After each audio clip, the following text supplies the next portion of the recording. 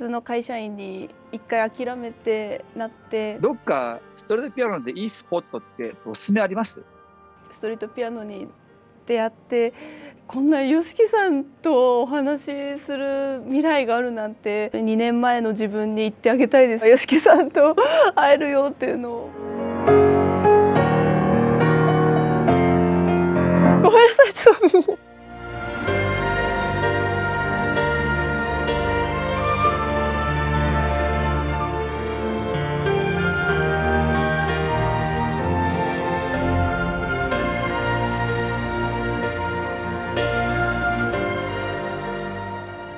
なんかピアノってね、毎日弾いてないと、劣りますよね、ピアノってそうね。ですね、なまっちゃうんですよね、指が。僕はいつもハノを弾いうて、んそれから次のはい、なんか好きな曲とかいろいろやるんですけど、はい、ハラミちゃんってピアノ弾く前になんかウォームアップとかします？そうですね、やっぱちっちゃい頃から本当にずっと続けてるハノンとかうん指体操とか、もう本当に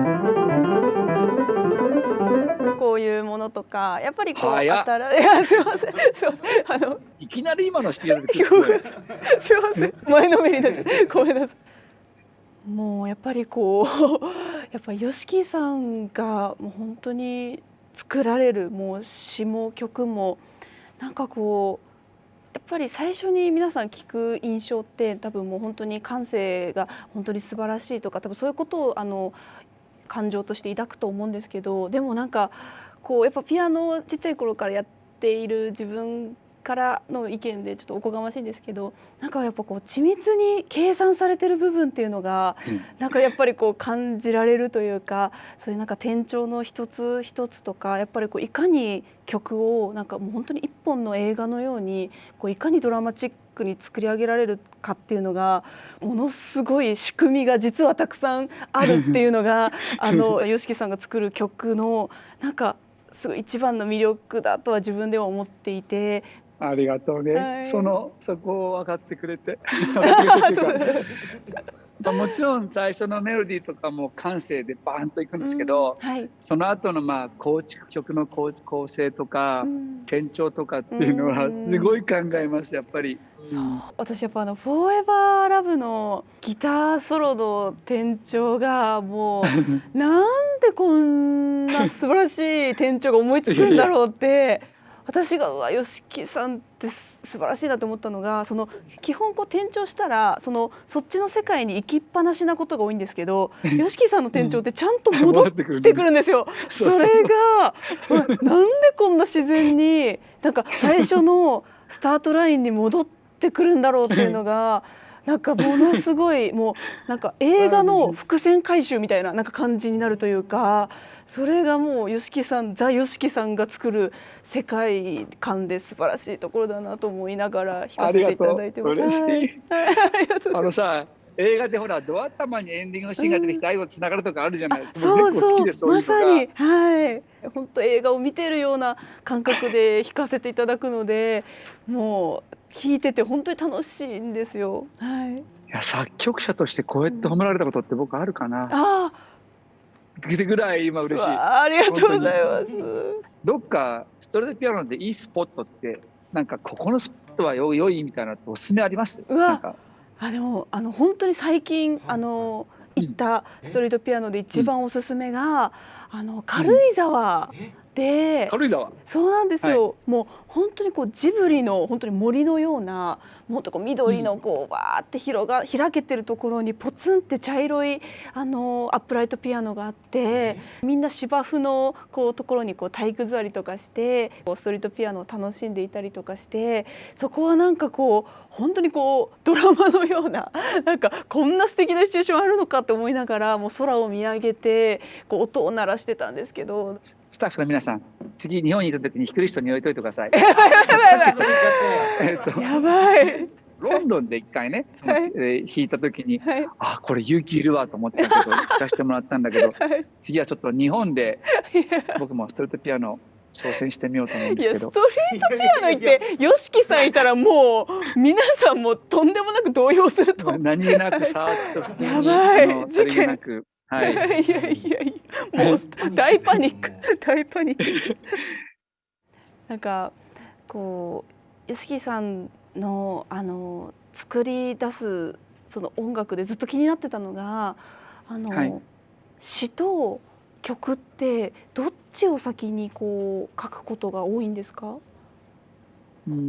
まず僕はメロディーが最初に、まあ、一番大事で、どっから降ってくるか自分の中から湧いてくるのか分かんないけど、メロディーが自分の体で、あ、このメロディーだと思った瞬間にもはい、う、なんか次は何かって言って、やっぱりボーカリストは神様なんですね。だからわもあ、うね、とりあえずどんなキーでも自分が弾けないキーでも何でもいいから、まずボーカリストの一番引き立つところにメロディーを持っていこうと、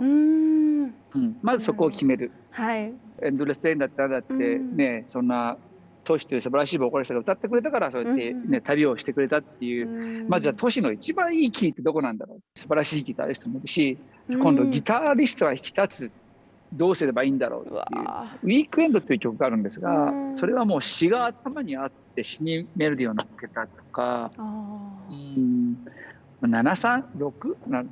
73ぐらいでメロディーかな、それで詩かなっていう。ちなみに「フォーエバメーラブ」ロディーっとかはどっちだて、あ、はい、ごめんなさいごめんなさい。フォーエバーラブはね、あれはね、どうだったっけな、X というアニメーションがあるんですよ。なんか偶然 X なんですけど、僕主題歌を頼まれたんですね、その時。はい、やっぱりそういう時ってすごく考えます。何曲も作るんですよ、僕の場合。はい、作ってどの曲のイメージどれがいいかな、時にはその、まあ、監督さんとかそういう人たちに、まあ、ハリウッドの場合とかですけど聞いてもらってて、例えば僕ゴールデングローブっていう、まあアメリカでいうとアカデミー賞、ゴールデングローブ、グラミー賞ってあるんですけど、テーマ曲を作曲させていただいたんですね。はい、その時は3曲作ったんですよ。まず3曲、マッチがもっと作ったか、5、6曲作ってスタジオに来てもらって、どの辺の方向性ですかって 3曲に絞って、はい、3曲の中にどれですかって言って、今度1曲に絞られて、今度テンポはどうですかって言って、あれショーで流れる曲なんで、人が歩いていく時の感じで、僕その曲は転調実はね8回ぐらいしてるんですけど、すごい。僕の場合何に関してもやりすぎちゃうっていうか皆さん結構イメージ的には不真面目でなんかロックな生き方しててちょっと適当にやってるのすっごく頑張るんですよ。でたまにそれが頑張りすぎちゃって時間が間に合わないとか逆に逆効果になっちゃったりするんですけど、すごい考えてやりますいつも。先ほどからせっかくね、ピアノの前に座ってらっしゃるんで、実はですねファンの皆さんからこれ弾いてってリクエストもたくさんいただいてるんで、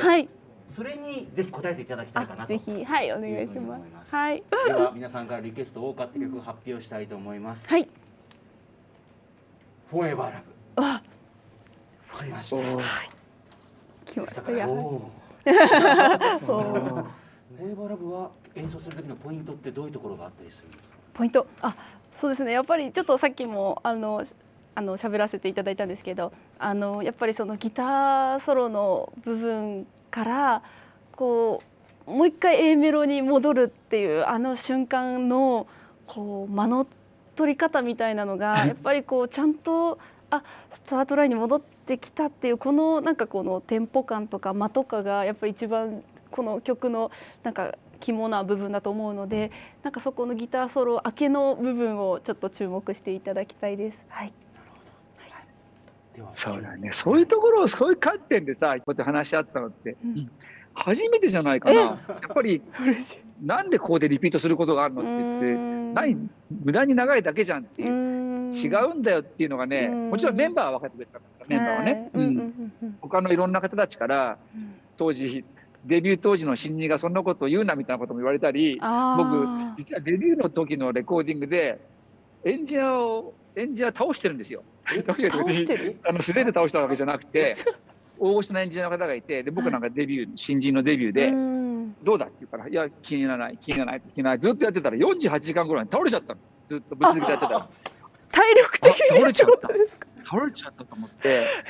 でどうしようと思って、でそのまたレコード会社の人たちから「お前らひどいやつだ」「よしきひどいやつだ」って言うから「いや僕は納得いかなかっただけなんです」って言って、新人のくせに出しゃばりしてたってそれがそういった間だったり、さっき言ったさそういうことに僕こだわってたのね。ごめんなさい、ちょっと話しなくなっちゃったけど、はい。そういうことが実はあるんです。倒したぐらいこだわってるっていうことですよね。だから多分人の心に響くんですよね。はい。うん。ではじゃあそうですね。すいません。そうですね。飲ませていただいて。喋りちゃってごめんね。すいません。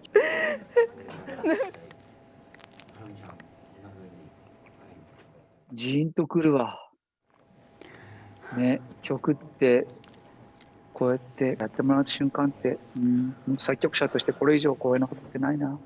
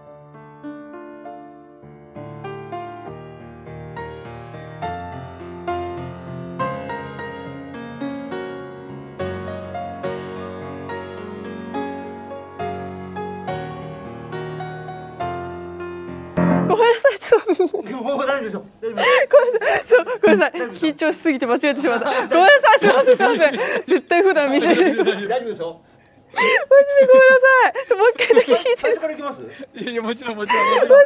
さい。そういうのがでもそういうのが素晴らしいと思う。やっぱりライブってそういうことじゃん。深呼吸して。はい。すみません。改めてハラミちゃんでエクセルの声バラお願いいたします。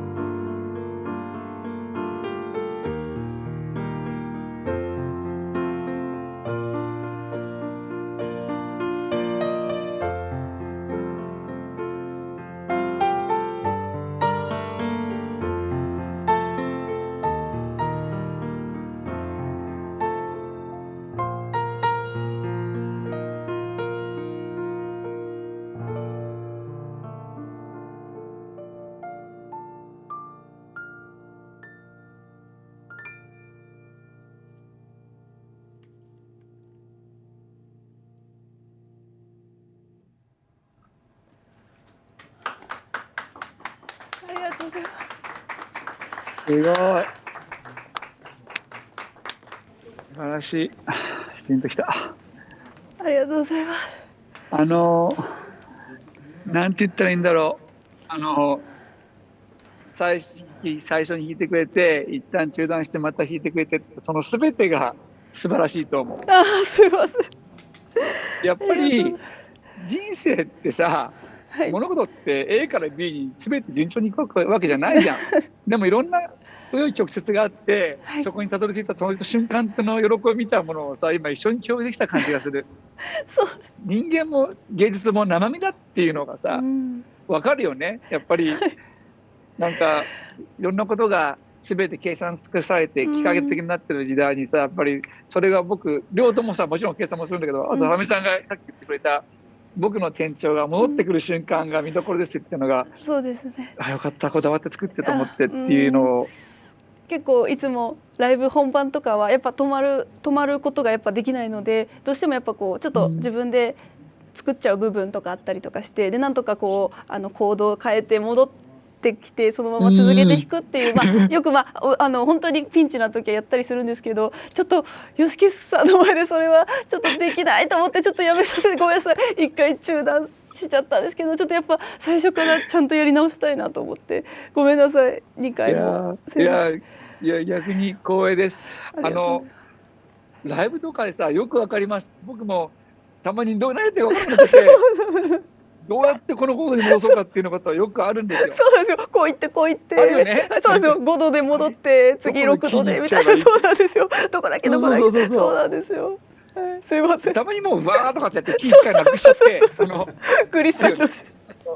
あと全部4度にしよう。4度のタララタララってキーが一回なくなるじゃん。4度作って。わかります。リセットを一回なくして戻るみたいな。またちょっと会話したいけど、そういうテクニカルの面に関しては。そうなんですよ。今それをまた最初から力やってくれたっていうのはね、すごい精神力と音楽に向かう純粋な、本当に純粋な気持ちで向かってるんだなっていうのがなんかすごく伝わる。ありがとうございます。そう言っていただけて、